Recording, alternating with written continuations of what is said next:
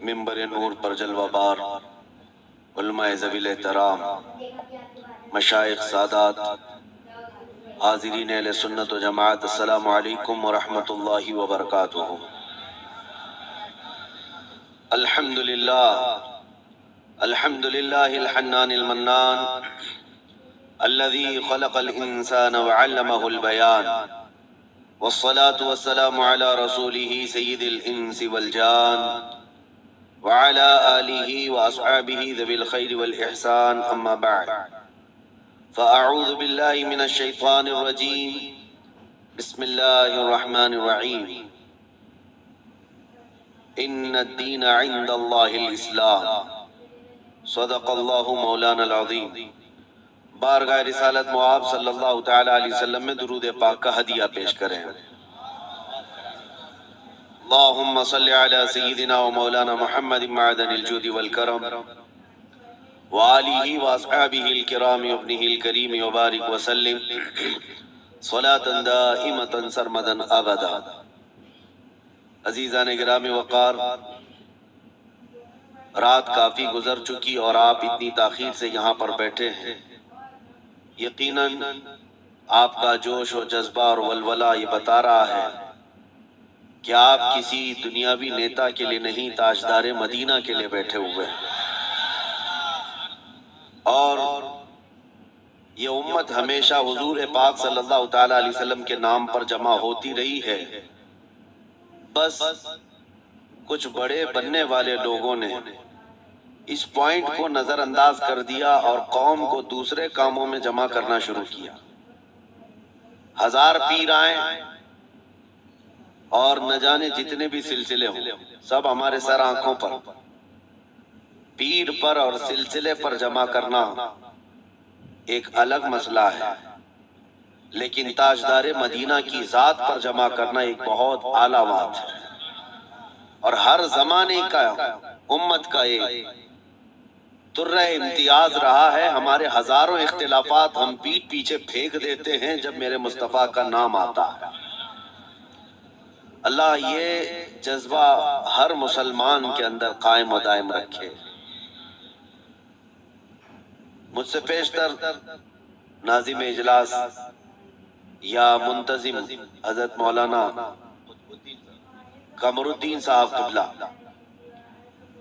جن کی دعوت پر میں حاضر آیا، انہوں نے بہت لمبا چوڑا تعارف کرایا۔ میں اتنا تعارف کے قابل نہیں اور نہ ہی میں اس طرح کا ہوں جس طرح سے انہوں نے بتایا۔ میرا ایک مختصر سا تعارف ہے، میرا ایک مختصر سا انٹروڈکشن ہے، بس وہ یہی میرا تعارف مجھے ہر جگہ لے جانے پر مجبور کرتا ہے۔ مجھے کبھی یہ دیکھنے کو نہیں ملتا کہ مجھے جہاں سے دعوت دی جا رہی ہے وہ کتنا بڑا شہر ہے، کتنا بڑا گاؤں ہے، یہ تو پہنچنے کے بعد ہی پتہ چلتا ہے۔ اور وہ ہمارا تعارف صرف اتنا ہی ہے جس کو میں خود اپنے انداز میں عرض بھی کرتا ہوں، یا رسول اللہ، تیرے عشق کی بدولت مجھے زندگی ملی ہے، ورنہ ہم اپنے آپ میں کچھ بھی نہیں۔ اگر میرے مصطفیٰ کا نام نہ ہو تو ہماری زندگی کا کوئی حاصل ہی نہیں۔ یا رسول اللہ، تیرے عشق کی بدولت مجھے زندگی ملی ہے، میری بات بن گئی ہے تیری بات کرتے کرتے۔ سبحان اللہ سبحان اللہ۔ میری بات بن گئی ہے تیری بات کرتے کرتے۔ اور ایک فارمولا یاد رکھ لو، ان کی بات کرو، ہر دل پہ راج کرو۔ نبی پاک صلی اللہ تعالیٰ علیہ وسلم کی ذات پاک ایک ایسی اللہ تبارک و تعالیٰ کی بنائی ہوئی یہاں دنیا میں شخصیت ہے کہ ساری دنیا اس ذات کے ارد گرد ہے۔ وہ جو نہ تھے تو کچھ نہ تھا، وہ جو نہ ہو تو کچھ نہ ہو۔ تمہارا تعارف، تمہاری عزت اسی نبی سے وابستہ ہے، حتیٰ کہ لوگ مشہور ہونے کے لیے آج حضور پاک صلی اللہ تعالیٰ علیہ وسلم کی گستاخیاں بھی کر رہے ہیں، اور ان کا مقصد صرف اور صرف اپنی قوم میں ہیرو بننا آج ایک فیشن بن چکا ہے دشمنان اسلام کے درمیان۔ بڑی بڑی کنٹریز میں بھی دیکھنے کو مل رہا ہے، جس کو بڑا نیتا بننا ہے وہ حضور پر بھونکتا ہے، اسلام کے خلاف، قرآن کے خلاف، ان ظالموں کو کبھی ڈوب کر مر کر سوچنا چاہیے۔ ہندوستان ہی کی اگر میں بات کروں، مجھے تو میری اس ادا پر بھی فخر ہے کہ اللہ نے مجھے اگر کچھ عطا کیا ہے تو میرے رسول کے صدقے میں عطا کیا، کسی دوسرے پہ بھونک کر تو مشہور نہیں ہوا، تمہاری کسی کتاب پہ بول کے تو نہیں آیا، نہ تمہارے دھرم پہ بول کر آیا، نہ تمہارے کسی گرو گھنٹال کو بول کے آیا۔ مجھے میرے مصطفیٰ کی عزت سے اللہ نے عزت دی، اور انہیں یہ سوچنا چاہیے تمہارے پاس رکھا کچھ ہے ہی نہیں جس کو بول کر تم دنیا میں پاپولر بن سکتے۔ تمہیں پاپولر بننے کے لیے بھی میرے نبی کا واسطہ لینا پڑ رہا ہے۔ کیا کہنا ہے، واہ واہ۔ بدنامی سے بھی نام چاہتے ہو، دنیا میں اگر کچھ نام کرنا ہے بدنامی کے ذریعے سے، تب بھی میرے نبی کے نام پر بھوکتے ہو۔ آج ایرا غیرہ نتو کہرا جیسا بھی ہو، اسلام کے بارے میں کچھ کہہ دے تو اس کو چند لوگ ہیرو بناتے ہیں، اور اس پاگل کو یہ نہیں معلوم کہ یہ 4 ہی دن کا ہیرو ہوتا ہے۔ جو یہ خلاف بھوکتا ہے حضور کی شان میں یا اسلام کے خلاف، اسے یہ احساس نہیں ہوتا کہ وہ اس کی مثال ایسی ہے جیسے بیل گاڑی کے نیچے جو کتا چل رہا ہوتا ہے، اسے کتے کو ایسا لگتا ہے کہ پوری بیل گاڑی میں چلا رہا ہوں۔ تھوڑی دیر کے بعد بیل گاڑی نکل جاتی ہے، تب اسے پتا چلتا ہے کہ کوئی بیل چلا رہے تھے۔ تو یہ ان لوگوں کی مثال ایسی کہ انہیں ایسا لگتا ہے کہ اب ساری دنیا میری ہے۔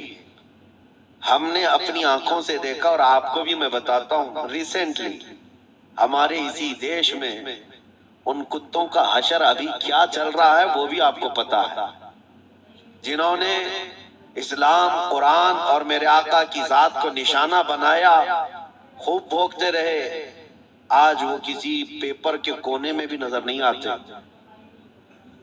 دوسروں کی بات تو چھوڑو، دور دراز تو چھوڑو، اپنی قوم میں ہی نہیں پوچھے جاتے۔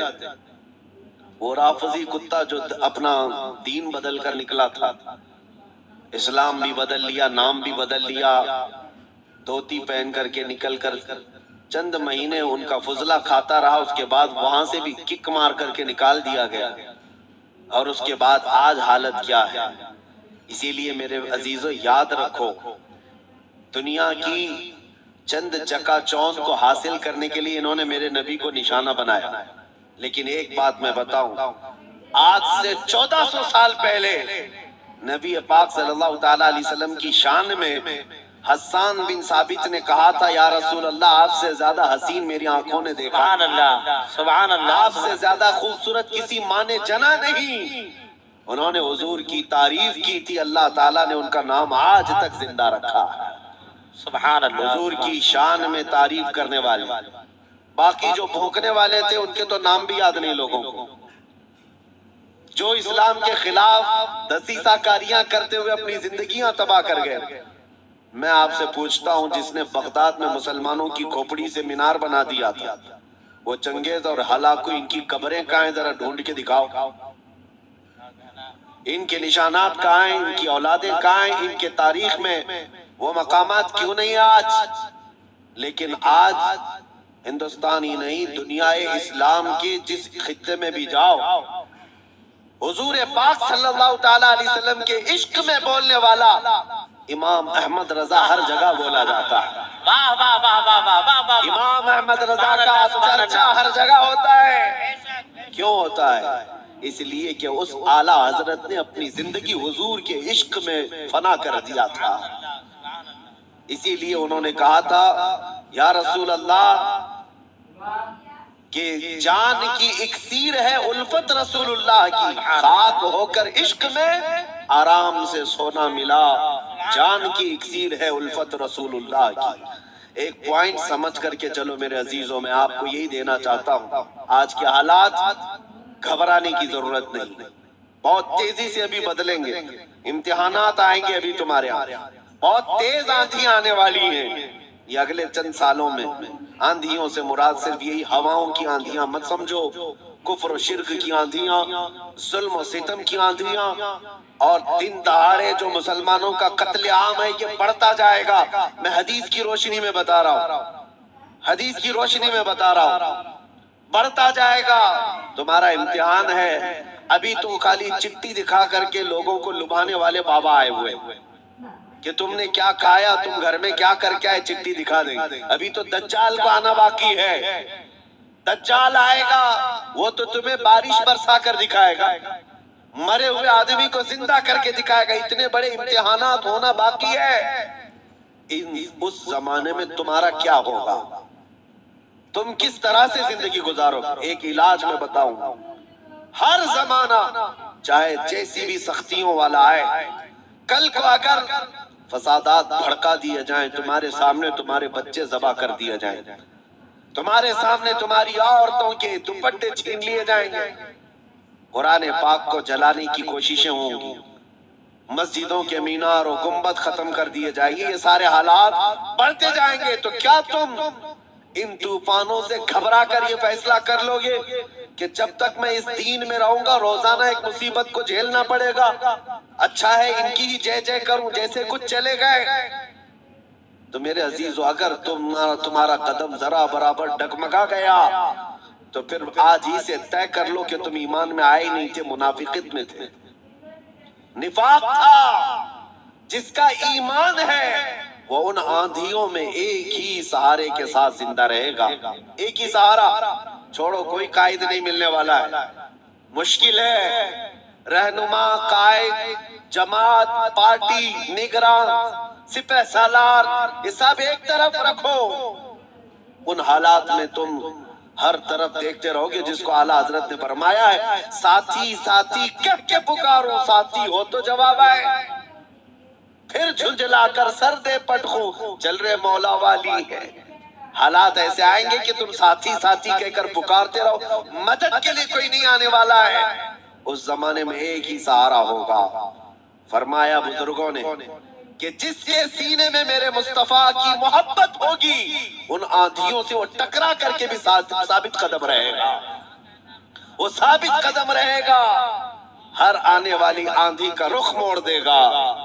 قتل بہت سارے ہو جائیں گے, امتحانات بہت سارے ہو جائیں گے, لیکن نبی پاک صلی اللہ تعالیٰ علیہ وسلم کا سچا شہدائی اور سچا وفادار ان آندھیوں کو فیس کرے گا, مقابلہ کرے گا, اور اللہ کی مدد آئے گی.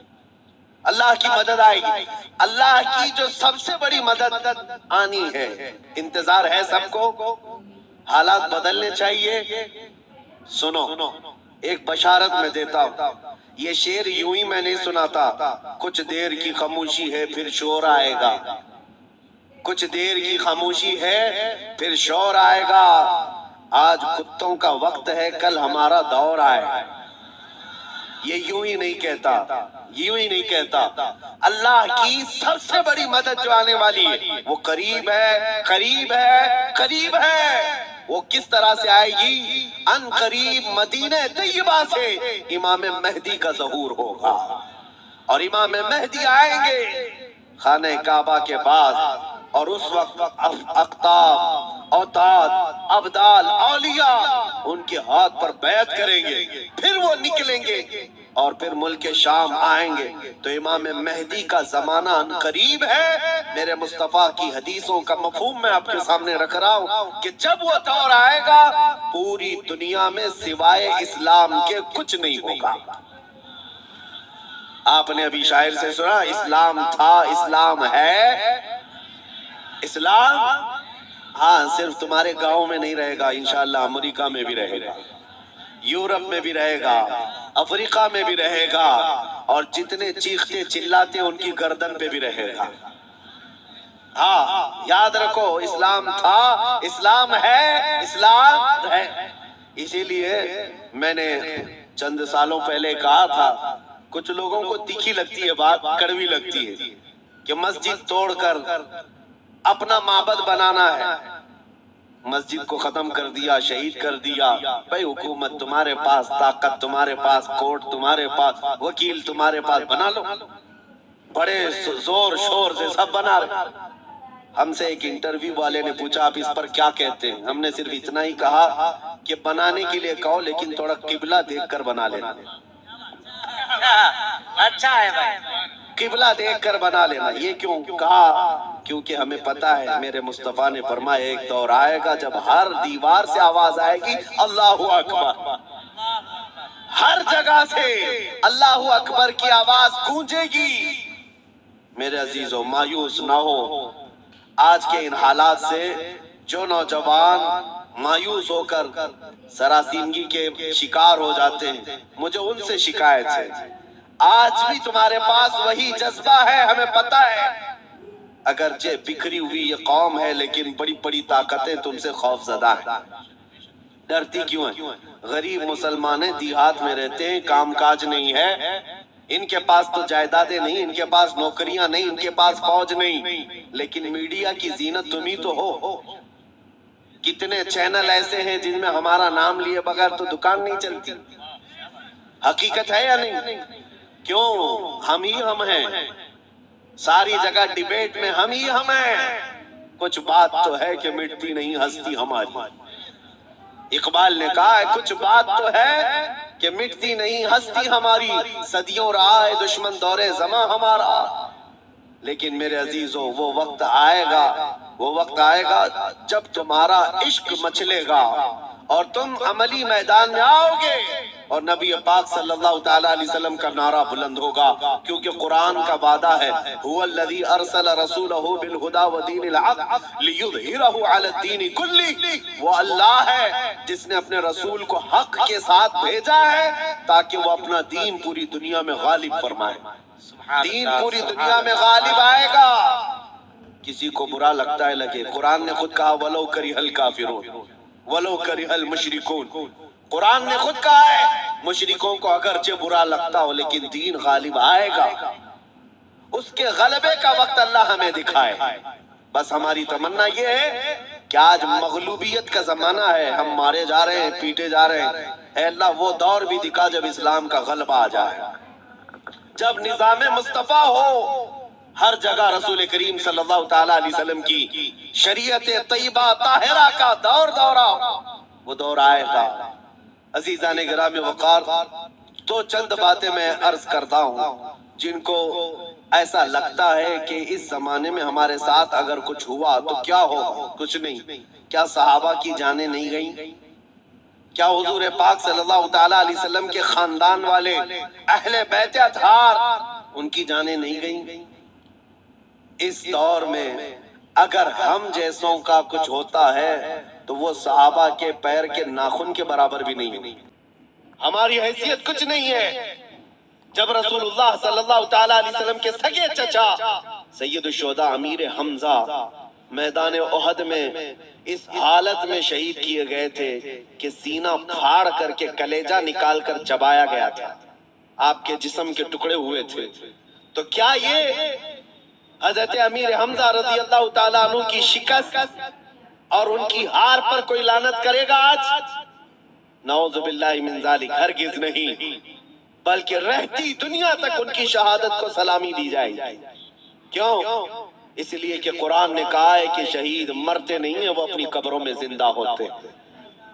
اگر اللہ تبارک و تعالیٰ نے ہماری زندگی میں لکھا ہے ہم چونٹی سے بھی مر جائیں گے، اور اگر ابھی موت نہیں لکھی ہے چونٹی سے بھی نہیں مرو گے بلکہ مودی سے بھی نہیں مرو گے۔ اگر موت نہیں ہے کسی سے نہیں مرنا ہے، اور اگر موت لکھی ہے تو مچھر سے بھی مر جاؤ۔ یہ تقدیر ہے جس پر ایمان ضروری ہے۔ اے مسلمانوں، اپنے ایمان کو سنبھالو، مضبوطی کے ساتھ اگر رہنا ہے تو اپنے تشخص کے ساتھ رہو، اسلام کو چھپا چھپا کر کے مت رہنا۔ تمہاری نمازیں کہاں ہیں؟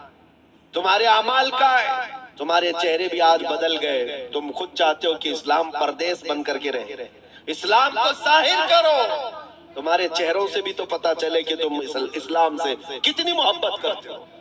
تمہارے گھر کی بیٹیوں کی سروں پر اسلام تو نظر آنا چاہیے۔ اسلام کا نعرہ تو بڑے بلند آواز سے لگائے نا، اسلام تھا، اسلام ہے اور اسلام رہے گا۔ کہاں رہے گا؟ تمہارے گھر میں کب رہے گا؟ تمہاری زندگی میں کب رہے گا؟ جب تم خود اسلام کو اپنے گھر میں پسند کرو، اپنے بچوں پر پسند کرو، اپنی عورتوں پر پسند کرو، تو پھر دیکھو مجال ہے کوئی اسلام کی طرف انگلی بھی اٹھائے۔ دنیا یہ دیکھ رہی ہے کہ ان کو اسلام کی طرف سے کوئی رغبت باقی نہیں رہ گئی ہے۔ اللہ کریم آپ سب کو اسلام کا سچا سپاہی بنا کر کے رکھے۔ عزیزان گرامی اوقات، میرا میسج صرف اتنا ہے کہ جینا ہے تو عشق رسول میں جیو، اور موت آئے تو میرے مصطفیٰ کے قدموں میں موت آئے۔ اس تمنا کے ساتھ جیو، انشاءاللہ العزیز یہاں پر کوئی بال بیکا نہ ہوگا، اور اگر ہوگا تو حضور کی محبت میں ہوگا۔ مکہ مکرمہ میں جب بلال حبشی کو لوگ مارتے تھے، ان کے سینے پر پتھر رکھتے، ان کو انگاروں میں سلایا جاتا تھا، تو کیا انہوں نے چھوڑ دیا تھا اسلام؟ نہیں، اب اسلام نہیں کہوں گا، تمہارے بھگوانوں کا نام لوں گا؟ نہیں، ان مصیبتوں میں بھی وہ ثابت قدم رہے۔ اور چند دنوں کے بعد جب اللہ تعالیٰ نے بلال حبشی کو آزادی عطا کی، میرے مصطفیٰ کے قدموں میں گئے، 6 سال کے بعد مکہ واپس آئے۔ توجہ، 6 سال کے بعد مکہ جب رسول اللہ کے ساتھ واپس آئے، مکہ فتح ہو چکا تھا، اور رسول اللہ نے بلال حبشی کو کعبے کی چھت پر چڑھایا تھا۔ دنیا دیکھ رہی تھی چند سالوں پہلے یہی وہ بلال ہے جن کو مکہ کی گلیوں میں رسی ڈال کر کے کھینچا جاتا تھا پیروں میں، اور آج یہی بلال خانہ کعبہ کی چھت پر ہے اذان دینے کے لیے۔ کتنی تبدیلی ہے یہ دنیا کو پتہ ہونا چاہیے۔ جو نبی کی محبت میں زخم کھاتا ہے، اللہ اس کی عزت کو خانہ کعبہ سے بھی بلند کر دیتا۔ حضور کی محبت میں زخم کھایا ہے، حضور کی وفاداری میں ثابت قدم رہا ہے، تو اللہ نے کعبے کی چھت پر چڑھایا۔ عزیزان گرامی وقار، آج اگر مصیبتیں آتی ہیں تو اعلیٰ حضرت کا یہ شعر یاد رکھ لینا۔ اعلیٰ حضرت نے بہت پیارے انداز میں ہمیں سمجھایا ہے، خوف نہ رکھ رضا ذرا، تو ہے عبد مصطفیٰ۔ خوف نہ رکھ رضا ذرا، تو ہے عبد مصطفیٰ۔ تیرے لیے امان ہے، تیرے لیے امان ہے۔ ہمارے لیے مقصد آج کی میری تقریر کا خلاصہ یہی ہے کہ انہیں جانا، انہیں مانا، نہ رکھا غیر سے کام۔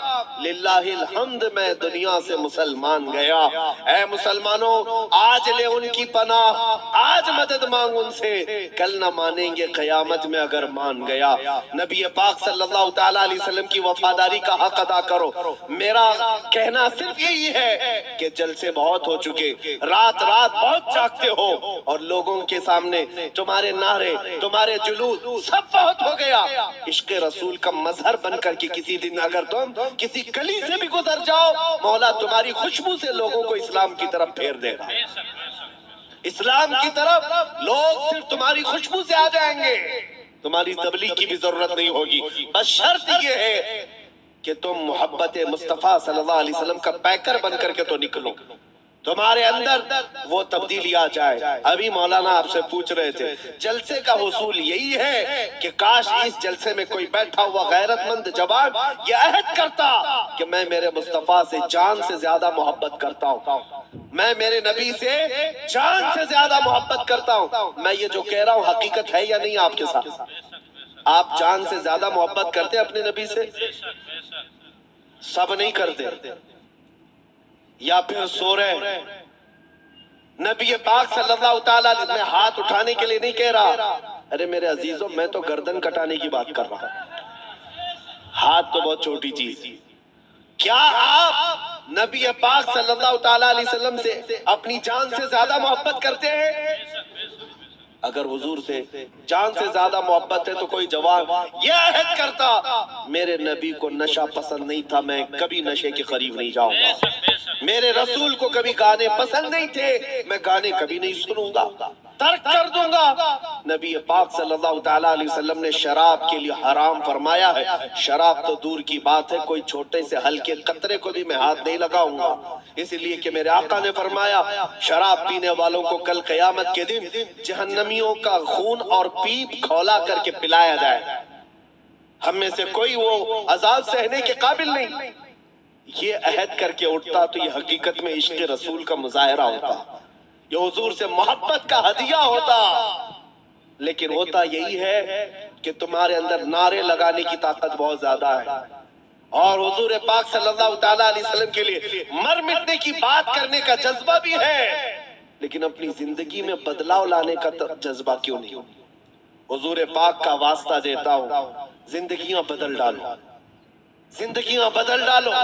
اور اگر تم نے اپنے محلے سے شروعات کی، دیکھتے ہی دیکھتے یہ فضا پورے ملک میں قائم ہو جائے گی، پورے ملک میں قائم ہو جائے گی۔ تم اپنی مسجدوں کی پابندیاں شروع کر دو، تمہاری مسجدیں بھری ہوں تمہارے نمازوں سے، تمہارے سجدوں سے۔ ایک بات میں آپ کو بتاؤں، ہمارے علاقے میں ایک محاورہ کہا جاتا ہے، ایک محاورہ ہے، کھلا میدان ہوتا ہے تو کتوں کا راج ہوتا ہے۔ اگر میدان میں کوئی آتا جاتا نہیں ہے تو کتے راج کرنے لگ جاتے ہیں، صاحب کچرا بھی وہیں پر، کتے بھی وہیں، ایک دوسرے کو بھونک رہے ہیں، چڑھ رہے ہیں، کود رہے ہیں۔ یہی یہ محاورہ ہی نہیں، حقیقت بھی ہے۔ جب تمہاری مسجدیں آباد ہوں گی، کسی کتے کی مجال نہیں ہوگی کہ مسجد کی طرف آنکھ اٹھا کر دیکھے۔ تمہاری مسجدیں ویران ہو گئی، مسجدیں خالی ہونے لگی، جس کی وجہ سے ایرا غیرہ نتھو کھیرا مسجدوں کی طرف آنے لگ گیا، مینار پر کبھی حملے، گنبدوں پر کبھی حملے۔ اے نوجوانوں، یہ مسجدیں آج تمہیں پکار رہی ہیں، آ جاؤ مجھے آباد کرو، آ جاؤ مجھے آباد کرو۔ اسی لیے آج بدلو، آج لے ان کی پناہ، آج مدد مانگ ان سے، کل نہ مانیں گے قیامت میں اگر مان گیا۔ میری تقریر کا خلاصہ میں لب لباب آخر ختم اس بات پہ کرتا ہوں، نبی پاک صلی اللہ تعالیٰ علیہ وسلم کے اس نقطے پر جمع ہو جاؤ، اللہ کریم تمہیں کیا نہیں دے گا۔ تم آج یہ سوچتے ہو ہماری سیاست کیسے، ہماری حکومت کیسے ملے گی، ہماری قیادت کیسے ملے گی، ہماری کھوئی ہوئی دولت کیسے آئے گی، سب آئے گا۔ ارے یہ کوئی چیز ہی نہیں ہے، بلکہ اللہ رب العزت کے قرآن پاک کی آیت کی ترجمانی کرتے ہوئے عاشق رسول کہتا ہے کہ محمد سے وفا تو نے، کی محمد سے وفا تو نے، تو ہم تیرے ہیں۔ یہ جہاں چیز ہے کیا، لوح و قلم تیرے، یہ سیاست چیز ہے کیا، لوح و قلم تیرے ہے، حکومت چیز ہے کیا، لوح و قلم تیرے ہے۔ اللہ کریم تجھے لوح و قلم عطا کر دے، بس شرط یہ ہے کہ میرے مصطفیٰ سے محبت کرو۔ ہمیں کرنی ہے شہنشاہ بطحا کی رضا جوئی، وہ اپنے ہو گئے تو رحمت پروردگار اپنی۔ مولا کریم کہنے سننے سے زیادہ عمل کی توفیق عطا فرمائے۔ اے رب کریم ہمیں اس وقت تک موت نہ دے جب تک تو اور تیرا رسول ہم سے راضی نہ ہو جائے۔ وآخر دعوانا الحمدللہ رب العالمین۔ السلام علیکم۔